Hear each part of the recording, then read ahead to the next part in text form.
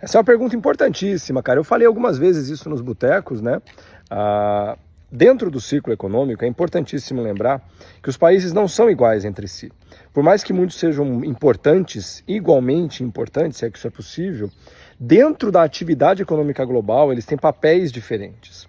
E a China, especialmente desde o início dos anos 2000, final dos anos 90, né, se colocou na posição de pátio fabril global, de infraestrutura, de indústria de base, né, de insumos, né? E o que acontece, portanto? Quando os Estados Unidos, que é a locomotiva da economia global, né, começa a acelerar, se a China começasse no mesmo momento, com que tipo de infraestrutura, insumo, material os Estados Unidos conseguiriam começar?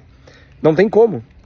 E, portanto, quando os Estados Unidos vão acelerar lá na ponta, a China é obrigada, entre aspas, né, a começar 6 meses, 1 ano antes, em alguns lugares até mais do que isso.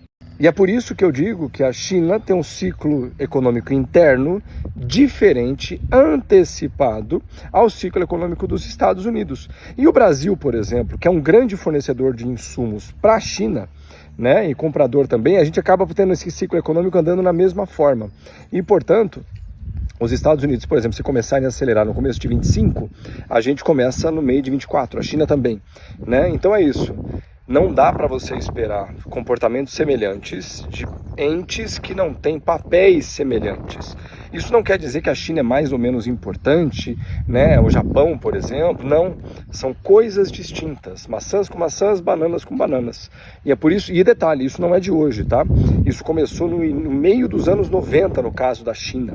Então é isso. Não à toa o Brasil, por exemplo, começa a elevar juros antes e começa a baixar antes. E não à toa a economia chinesa freia primeiro e acelera primeiro também na média dos últimos 30 anos.